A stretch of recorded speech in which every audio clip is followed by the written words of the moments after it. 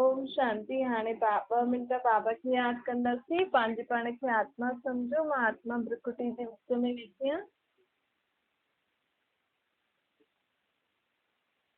मां आत्मा निराकार परमात्मा खे हाणे यादि थी करां। हिन कर्म खां न्यारी मां निराकार आत्मा परमात्मा खे यादि करे हाणे बाबा जा महावाक्य थी ॿुधां। अॼु मिठा मिठा श्री बाबा ब्रह्मानंद द्वारा चवनि था, मीठे मीठे बच्चे, दुनिया त बिल्कुलु ई घोर अंधियारे में आहे। हाणे तव्हांखे ज्ञान सागर पतित पावन प्राणेश्वर बाप मिलियो आहे। छो? असांखे ज्ञान ॿुधाइण लाइ। बाप चईंदा आहिनि सभु हिन समय तमो प्रधान थी विया आहिनि। हिन करे बाप हाणे सभिनि खे सतो प्रधान ठाहिण आयो आहे। कीअं? हिन ज्ञान सां। बाबा चए थो हिन ज्ञान सां तव्हां आत्मा जे सतो प्रधान सां शुद्ध पवित्र थी वेंदो। शुद्ध पवित्र आत्मा केरु हूंदी आहे? जंहिंमें कोई विकार न हूंदो आहे ऐं जंहिंजे मन जा वीचार, मुख जी बोल, कर्म वग़ैरह सभु सुठा हुजनि, उनखे शुद्ध पवित्र आत्मा चईंदा आहिनि, सतो प्रधान चईंदा आहिनि। त बाबा हाणे हिन ज्ञान सां असां आत्माउनि खे इहे ई सभु सम्झानी था ॾियनि कि विकारनि खे छॾियो ऐं पंहिंजे स्वभाव संस्कारनि खे सुधारो। पंहिंजे स्वप्न में बि कोई बि अहिड़ो वीचार, पंहिंजो स्वप्न बि ॾाढो सुठो पवित्र हुजणो खपे। एतिरी असांखे पवित्रता, हर प्रकार जी पवित्रता धारण करणी आहे। पंहिंजी हर कर्मेंद्री शुद्ध पवित्र हुजणी खपे। कर्मेंद्रियनि जी कोई चंचलता न हुजणी खपे। जीअं कम जी चीज पाण ॾिसूं न, कम जी चीज जेकी न आहे उनखे बि ॾिसूं था, जेकी ॻाल्हियूं सुठियूं न आहिनि उहे बि ॿुधूं था, त ये कर्मेंद्रियनि जी चंचलता थी न। आत्मा जो अहिड़ो संस्कार न आहे। आत्मा त असुल ॾाढी शुद्ध आहे, लेकिन हाणे हिन विकारनि जे वश थी करे ऐं हिन देह जे वश थी करे उहो बि बुरा स्वभाव संस्कार सिखी वई। बाबा चए थो हाणे तव्हांखे फ़िक्र रहणी खपे। माण्हुनि खे मुंहिंजा ॿार ठीकु रीति हलनि, मुंहिंजे ॿारनि जो भविष्य सुठो थिए, घर गृहस्थी सुठी हले, इन जो माण्हुनि खे फ़िक्र हूंदो आहे। लेकिन हाणे बाबा चए थो असांखे सॼो ॾींहुं कहिड़ो फ़िक्र हुजणो खपे कि मुंहिंजी आत्मा खां कोई बि बुरो कर्म बि न थिए, मुंहिंजी सोच बि सुठी रहे सदा, मुंहिंजा मुख सां बोल बि सुठा रहनि। हाणे पाण खे इहा फ़िक्र रहणी खपे। छो कि जॾहिं पाण पंहिंजे हिन मन बुद्धि संस्कारनि ते, हर कर्मेंद्रिय ते राज्य कंट्रोल करणु सिखी वेंदासीं न, त ऑटोमेटिकली पंहिंजा जंहिंसां गॾु पाण आत्मा जो पाठ वॼायूं था, कहिड़े बि संबंध सां, उहो बि ॾिसो ऑटोमेटिकली तव्हां सां ठीकु रीति हलंदो। छो जी पाण ई पंहिंजे वीचारनि ते, निर्णय शक्ति ते, संस्कारनि ते ठीकु न हूंदा आहियूं न। हिन करे पंहिंजे घर परिवार वारा जेका बि आत्मा जी पाण सां गॾु पाठ वॼाईंदियूं आहिनि उहे बि ठीकु रीति न कमु कनि। त पहिरियों मूंखे कंहिंजी फ़िक्र हुजणी खपे कि मूंखे पंहिंजी सोच, कर्म सुधारणा आहिनि। मूंखे हिन विकारनि सां मुक्त थियणो आहे। जॾहिं मां सुठी थी वेंदमि त आपे ई सभु सुठी वेंदो। मुंहिंजी सोच, मुंहिंजा कर्म सुठा त बाक़ी सभु आपे ई मूंसां सुठा हलंदा न। बाबा चए थो ॾिसो मां हाणे पंडो ठही करे आयो आहियां तव्हां सभिनि खे परम धाम में वठी वञण लाइ। पंडा छा कंदा आहिनि? दुनिया में तीर्थनि ते वेंदा आहिनि त पंडा तीर्थ यात्रा कराईंदा आहिनि न, रास्तो ॾेखारण वारे खे चइबो आहे पंडो। हाणे परमात्मा असांखे कहिड़ो रास्तो थो ॾेखारे? सुख शांति जो जीवन कीअं जीअं। आत्माउनि खे परम धाम जो रास्तो बाबा ॿुधाए थो। अञा ताईं तव्हांखे के मथां जो रास्तो ॿुधायो कि असां मथे किथे रहंदा आहियूं, लेकिन बाबा असांखे ॿुधाए थी न मथे अर्थात हिन सृष्टि चक्र, चांद तारे, सूर्यनि खां परे, फ़रिश्तनि जी दुनिया खां बि परे निराकारी दुनिया में असां रहंदा आहियूं। मथे अर्थात मथे हिकु निराकारी दुनिया आहे जिते आत्माऊं सितारे मिसल रहंदियूं। इहे जेका आकाश में तारा ॾेखारे वेंदा आहिनि त हिन खां बि मथे आत्मा स्वयं सितारे मिसल उते रहंदी आहे। उतां खां पाण हेठि आया आहियूं हिन शरीर रूपी घर में पाठ वॼाइण, इहो पंहिंजो आत्मा जो घर आहे न। आत्मा जो घर ये शरीर आहे। आत्मा हिननि कननि खां ॿुधे थी, अखी बाबा चए थी अखियूं तव्हांजी खिड़की अथव घर। त हिन घर रूपी घर में जेकी अखियूं आहिनि, हिन खिड़कियुनि सां आत्मा ॾिसंदी आहे सभु। त बाबा चए थो ॾिसो, पाण अगरि ॿाहिरि ॾिसूं कोई बि अहिड़ो माण्हू आहे त पाण गेट न खोलंदा आहिनि। ईअं ई पाण बि पंहिंजे जीवन में कुझु बि अहिड़ी वहिड़ी ॻाल्हि ॿुधूं ॾिसूं था या कननि द्वारा ॿुधूं था त मन में अचण ई न ॾियो। अंदरि अचण सां मन में अचो। आत्मा अखियुनि सां कननि सां ॿुधे थी, लेकिन उहो ॻाल्हि उहो जेकी बि आहे उहो मन में अगरि घुसी वई त मतिलबु घर जे अंदरि घुसी, आत्मा में घुसी। इन करे अहिड़ी ॻाल्हि ॾिसंदे हुए बि न ॾिसो, ॿुधंदे हुए बि न ॿुधो जंहिंसां मन फालतू ॻाल्हियुनि में वञे। इनखे ई चइबो आहे मन मनाभव। मन मनाभव अर्थात पंहिंजे मन में सिधा परमात्मा जी यादि, परमात्मा जी ॻाल्हियुनि जी यादि, या कहिड़े न कहिड़े रीति असांखे पंहिंजे मन खे कंहिंसां जोड़े रखिणो आहे, परमात्मा सां। या परमात्मा खे ई पाण सां गॾु कर्म में लॻायो न। तव्हांजे मन में जेका वीचार अचनि था उहो कंहिंखे ॾियो, परमात्मा खे। जीअं ॿ ॼणा ॻाल्हियूं कंदा आहिनि न, भई तव्हांखे कोई ॻाल्हि अचे थी मन में त तव्हां ॿिए खे ॿुधाईंदव, उहो हुनखे चईंदव मूंखे ईअं थिए थो, मूंखे ईअं वीचार था अचनि। त उअं ई हाणे पाण खे पंहिंजो मन कंहिंसां लॻाइणो आहे, परमात्मा सां। त मन में कोई बि ॻाल्हि अचे थी त कंहिंखे ॿुधायो, परमात्मा खे। परमात्मा अॼु मूंखे छा छा ॿुधाई, मन खे हीअं रीति मन खां पुछो, अॼु तोखे परमात्मा छा छा ॿुधाई, तुंहिंजी परमात्मा तुंहिंजो पीउ थी, हुनजो रूप छा आहे, किथे रहंदो आहे, मां परमात्मा जो ॿार आहियां, उहो हाणे मूंखे पढ़ाए थो, हाणे मूंखे पंहिंजा संस्कार सुधारणा आहिनि। मन खे इहे कमु ॾेई छॾियो। मन में घड़ी घड़ी अहिड़ियूं ॻाल्हियूं सोचो त असांजो मन सदा हिननि ई सुठी ॻाल्हियुनि में व्यस्त रहंदो त सदा ई असां मन मनाभव जी स्थिति में रहंदासीं। ऐं इन सां छा थींदो, पाण कहिड़ो बि ॻाल्हि ॾिसूं था या अहिड़ी ॻाल्हि ॿुधूं था न, हुनजो असरु मन ते न रहंदो आहे ऐं हुन सां मन शांति रहंदो। छो जो पाण हुन सर्वशक्तिवान बाप परमात्मा सां सदा जुड़ियल आहियूं न मन सां। कीअं जोड़णो आहे परमात्मा खे मन सां, हुनजी ॻाल्हियूं सोचे करे, उनखे पंहिंजी ॻाल्हियूं ॿुधाए करे।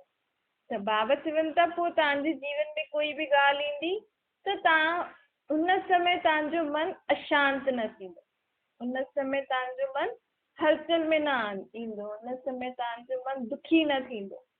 छो जी मां कंहिंसां गॾु आहियां, हुन सुख जे सागर शांति जे सागर सां गॾु आहियां। ॾिसो कंहिंजो संग सुठो हूंदो आहे त उहो संग जो रंग लॻी वेंदो आहे न, हुनजा ओड़ा सुभाउ संस्कार थी वेंदा। त हाणे पंहिंजे आत्मा में जेको मन आहे उहो सदा ई कंहिंसां गॾु थो रहे, परमात्मा सां। ऐं परमात्मा केरु आहे, सुखनि जो सागर, शांति जो सागर, आनंद जो सागर, ज्ञान जो सागर, पवित्रता जो सागर आहे। त उनजे संग में जॾहिं आत्मा रहंदी त ऑटोमेटिकली ओड़ी थी वेंदी न। बाबा चए थो सिर्फ़ु हिकु ॿ घंटो मूंसां गॾु न रहो, भई असां सुबुह शाम भक्ति था करूं या पाठ था करूं, जो बि करूं था, सिर्फ़ु उन समय ई मूंखे यादि न करो, उन समय ई पंहिंजे मन खे मूंसां जोड़ण जी कोशिशि न करो। सॼो ॾींहुं जॾहिं तव्हां पंहिंजे मन सां मूंखे जोड़े रखंदव तॾहिं वञी करे तव्हांजे मन में एतिरी शक्तियूं ईंदियूं सर्व प्रकार जी।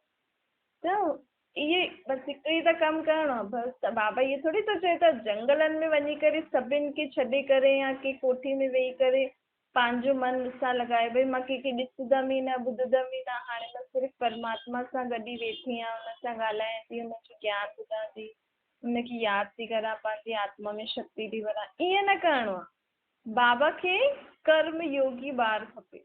छो जी बाबा खे छा करिणो आहे, सत्युगी दुनिया जी स्थापना करणी आहे। उन सत्युगी दुनिया में सन्यासी न ईंदा, उन सत्युगी दुनिया में गृहस्थ, पवित्र गृहस्थ आश्रम हूंदो।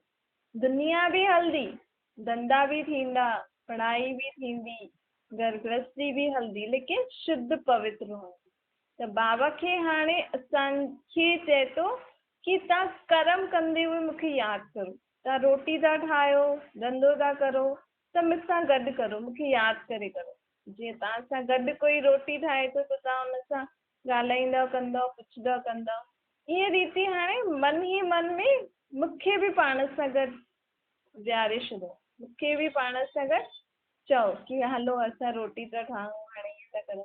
इन सां छा थींदो, असां जेका हिक ॿिए सां फालतू ॻाल्हियूं कंदा आहिनि उहो बि ख़तमु थी वेंदियूं। ॿियो मन में सदा परमात्मा जी यादि रहंदी त रोटी में बि शक्ति बढ़जी वेंदी, रोटी जो अन्न बि शुद्ध थी वेंदो। छो जी अन्न अलाए किथां थो अचे, धन त असां कमायूं था, लेकिन कमाईंदे हूंदे बि मन जी छा स्थिति आहे, ऐं जंहिंखां असांखे धन मिले थो उहो किथां असांखे धन ॾिए थो, त हुनजो असर बि असांजे मन ते पवंदो आहे न। त अगरि असां सॼो ॾींहुं धंधो कंदे बि अगरि परमात्मा खे यादि करे हुन सां ॻाल्हियूं कंदे कंदे धंधो कंदा रहंदासीं त असां जेको कमायूं था न उहो धन बि शुद्ध थी वेंदो आहे।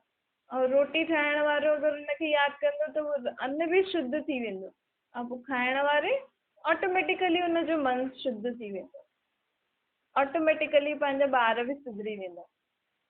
त अगरि कंहिंखे बि तव्हांखे सुधारणो अथव, पंहिंजे मन खे शांति करणो अथव, त इहे ॾाढो सहज उपाय आहे कि सॼो ॾींहुं जेको बि कमु था करो, बाबा त चए थो सनानु करो त बि मूंसां गॾु करो, मूंसां ॻाल्हियूं कंदे कंदे करो। भई ॻाल्हियूं करण त सभिनि खे सुठो ई लॻंदो आहे न। अॼु माण्हू केतिरो फ़ोननि ते ख़र्चो था करनि, अॼु हीअ ॻाल्हि हिन सां हीअ ॻाल्हि, ऐं केॾो समय बर्बाद थी वेंदो, पैसा बि बर्बाद वेस्ट थींदा आहिनि, समय बि असांजो वेंदो। ॿियो एनर्जी आत्मा जी शक्ति बि ख़तमु थी वेंदी आहे। ॿियो पाप कर्म बि चढ़ंदो आहे, छो जो पाण कंहिंखे ॿुधायूं था ऐं कंहिंजी अहिड़ी वहिड़ी ॻाल्हि बुरी ॻाल्हि ॿुधायूं था कि हुन में असां ईअं कई ईअं कई, त पाण जेको ॿुधायूं था हुन में ॿ टे ॻाल्हियूं बि ऐड ई थींदियूं आहिनि, उनजो पाप पंहिंजे मथां चढ़ियो न। ऐं तव्हां उहो साम्हूं वारो हुनखे ॼाणे नथो, तव्हां हुनजे मन खे बि ख़राबु था करो कि उहो माण्हू हीअं आहे, त उहो कल्ह जो हुन सां मिले त हुन ई वीचार सां मिलंदो कि इहो हीअं कंदो आहे ख़राबु कमु। त बाबा चए थो इन करे हाणे हिक ॿिए खे ॿुधाए करे पंहिंजो समय, पैसा आदि ऐं पंहिंजे मथां पाप न चढ़ायो। हाणे मूंखे ॿुधाए करे परमात्मा खे अगरि असां सॼियूं ॻाल्हियूं ॿुधाईंदासीं सॼे ॾींहं जी या कहिड़ी बि समय ॻाल्हि थी हुई, त हिकु त हुन परमात्मा खां असांखे शक्ति मिलंदी। ॿियो जंहिं आत्मा जे बारे में बि असां ॿुधाईंदासीं कि फलाणी हीअ कई, त परमात्मा हुनखे बि शक्ति ॾींदो कि उहो बि पंहिंजे पाण खे परिवर्तन करे सघे। ॿियो असांजो समय बि बचिजी वेंदो, असांजे शरीर जी एनर्जी बि ज़्यादा ख़र्च न थींदी ऐं पैसा बि न लॻंदा। बाबा खे कोई फ़ोन मिलाए करे थोरी ॻाल्हाइणो आहे, बाबा सां ॻाल्हाइणो आहे त सिर्फ़ु मन में वीचार करो, सिर्फ़ु मन में हिकु सोचियो ऐं बाबा सां ॻाल्हायो, ॾिसो केतिरो सहज आहे न। ऐं पंहिंजी इन सां फ़ाइदो केतिरो आहे, छो न पाण हिन रीति सॼो ॾींहुं पाण परमात्मा सां जुड़ा रहियो। सिर्फ़ु पाठ कंदे समय या भक्ति पूजा कंदे समय उन समय भॻवान सां न मिलो, हुनखे पंहिंजे जीवन में हिकु साथी आत्मा जो पीउ परमात्मा मूंसां गॾु आहे सुठा, इन रीति हुनखे पाण सां संग में रखो, त उहो संग जो रंग लॻंदो त ऑटोमेटिकली आत्मा परमात्मा जहिड़ी ठही वेंदी, अर्थात हुनजो स्वभाव संस्कार ओड़ा थी वेंदा, हुनजी शक्तियूं गुण परमात्मा जहिड़ा थी वेंदा। माण्हू चवंदा न पंहिंजे अंदरि परमात्मा आहे, पंहिंजे अंदरि परमात्मा न आहे, पंहिंजे अंदरि आत्मा आहे पंहिंजी, लेकिन आत्मा जॾहिं सदा ई परमात्मा निराकार जे संग में रहंदी त आत्मा परमात्मा जहिड़ी थी वेंदी आहे। अर्थात उन आत्मा में छा हूंदो आहे, गुण शक्तियूं ज्ञान हूंदो आहे न, त उहो ई पंहिंजी आत्मा में बि छा थी वेंदो, ओड़ा ई गुण शक्तियूं ज्ञान। त मनुष्य आत्मा भगवान जहिड़ा संस्कार धारण करे सघंदी आहे, भगवान जहिड़ा संस्कार धारण कंदी त हुनजा कर्म बि ओड़ा थी वेंदा न। त कई बार जेकी सुठियूं आत्मायूं हूंदियूं आहिनि, जेकी परमात्मा जे चए ते हलंदियूं आहिनि, त उहे सुठा कर्म कंदियूं आहिनि त माण्हू उन्हनि खे चवंदा आहिनि कि इहे त भॻवान न, उहो मनुष्य आत्मा भॻवान न आहे, उहो त आत्मा ई आहे हुनजे शरीर में, उहो त साधारण मनुष्य ई आहे, लेकिन उहा आत्मा परमात्मा पंहिंजे पीउ जे चए ते थी हले न, हिन करे उनजा कर्म अहिड़ा पंहिंजे पीउ जहिड़ा अथसि। पंहिंजो पीउ कहिड़ो आहे, ॿ पीउ आहिनि, हिकु शरीर जो हिकु आत्मा जो, त हुनजा अगरि आत्मा ई कर्म थी करे, अगरि आत्मा सुठा कर्म करे थी त उहो भॻवान न थी वियो, भॻवान जहिड़ा सुठा कर्म करे थी पंहिंजे पीउ जे चए ते हले, छो जी परमात्मा त असांखे सुठा ई कर्म सिखाईंदा न। इन करे बाबा चए थो अहिड़ी भूल कॾहिं बि न कजो कि कहिड़े बि मनुष्य खे तव्हां भॻवान न चयो, चाहे केतिरो बि वॾो संत महात्मा हुजे, लेकिन उहो भॻवान न थी सघंदो आहे। भॻवान असां जेके पंहिंजो शरीर न आहे, हा उहो एतिरा सुठा कर्म कंदा आहिनि, एतिरा सुठी सोच हूंदी अथनि, उन्हनि में शक्ति ईंदी अथनि, छो जो उहो परमात्मा जे संग में रहंदा आहिनि, उन्हनि खे सदा यादि कंदा रहंदा आहिनि, उन्हनि जे गुण शक्तियूं उन आत्मा में हुजनि, जे गुण शक्तियुनि खे उहो माण्हुनि जे कार्य में लॻाईंदा आहिनि, माण्हुनि जी मदद कंदा आहिनि। अॼु सिर्फ़ु पैसे सां ई असां कंहिंजी मदद न करे सघंदा आहियूं। अगरि पंहिंजी आत्मा सदा परमात्मा सां गॾु रहंदी, अगरि पाण निराकार रूप में परमात्मा खे यादि करे पंहिंजे पाण खे आत्मा सम्झी करे सॼो ॾींहुं पाण कर्म करूं था, जीवन जीऊं था, त ऑटोमेटिकली पंहिंजे द्वारा परमात्मा ॾाढियुनि ॼणनि जी मदद करे सघंदो आहे। त सिर्फ़ु धन सां ई असां कंहिंजी मदद न करे सघंदा आहियूं, लेकिन परमात्मा जी जेकी शक्तियूं गुण ऐं सम्झ आहे उहो बि पाण ॿियनि खे ॾेई सघंदा आहियूं। जॾहिं पाण में ईंदी तॾहिं त पाण ॿियनि खे ॾेई सघंदासीं न। त इन रीति हाणे पाण खे मदद करणी आहे, छो जी धन त भले माण्हुनि खे आहे, लेकिन हाणे माण्हुनि खे छा खपे, आत्मा में शक्ति खपे, आत्मा में सम्झ खपे, आत्मा में गुण खपनि। त उहे गुण शक्तियूं ज्ञान पाण खे हाणे परमात्मा ॾियणु आयो, त पाण त सम्झी वरितो न इहो तरीक़ो कि कीअं पाण परमात्मा जा गुण शक्तियूं पंहिंजे अंदरि धारण करे सघंदा आहियूं। बाबा त चए थो बसि सन्यासी गुरु आदि त सन्यास वठंदा आहिनि, एकांत में तपस्या कंदा आहिनि, छो जो उन्हनि खे मुंहिंजे बारे में पतो न आहे। भई जेको बि अॼु ताईं पाण खे कंहिं ईअं थोरी ॿुधायो कि परमात्मा अर्थात निराकार, वो मुंहिंजो आत्मा जो पीउ, वो परम धाम में रहण वारो आहे, वो सर्वशक्तिवान ज्ञान सागर आहे, उनखे इन रीति यादि करो। पाण खे त अञा ताईं कंहिं बि न ॿुधायो कि पंहिंजे पाण खे आत्मा सम्झी करे उन भॻवान परमात्मा खे निराकार रूप में यादि करो त सभु शक्ति मिलंदी। पाण खे त माण्हू इहे ई चईंदा हुया न, इहे व्रत रखो त इहे शक्ति मिलंदी, इहो पाठ करो त तव्हांजा दुख दूर थी वेंदा, ये आरती करो, हिन मंदिर में मन्नत मांगो त इहो थी वेंदो, एतिरे जो प्रसाद चढ़ायो त इहो थी वेंदो। ईअं ई पाण ॿुधियोसीं न अञा ताईं त। लेकिन इहे ॾिसो, इहे कीर्तन ते वञो त ठीकु थी वेंदो, इहे हिन 7 ॾींहंनि जी भागवत करायो त इहो थी वेंदो, यज्ञ तप करो त ईअं थी वेंदो, हुन तीर्थ ते वञो त ईअं थी वेंदो, हुन गंगा सनानु करो हरिद्वार में वञी त सभु दुख दूर थी वेंदा। ईअं ई पाण ॿुधियोसीं न। लेकिन इहो नयो तरीक़ो केरु थो ॿुधाए असांखे कि उहो त साफ़ थो चए, परमात्मा त साफ़ चईंदो आहे कि न त तव्हांजे तीर्थनि सां, न तव्हांजे जप तप सां, न तव्हांजे गंगा सनान सां, न तव्हांजे पाठनि सां, न तव्हांजे व्रत सां, न तव्हांजी जेका बि तव्हां कंदा आहियो भक्ति मार्ग में अलॻि अलॻि धर्म सां, कंहिंसां बि तव्हां मूंखे प्राप्त न करे सघंदा आहियो। कंहिंसां बि तव्हांजे जन्म जन्मांतर जे पापनि सां तव्हां मुक्त न थी सघंदा आहियो। न ई तव्हांजी आत्मा खे, तव्हांजी आत्मा जा पाप कर्म हिन सभिनि सां ख़तमु थी वेंदा। इहो केरु थो चए, स्वयं निराकार परमात्मा। परमात्मा चए थो मां तव्हांजो पीउ आहियां न, त मां तव्हांखां कुझु महिनत न कराईंदी।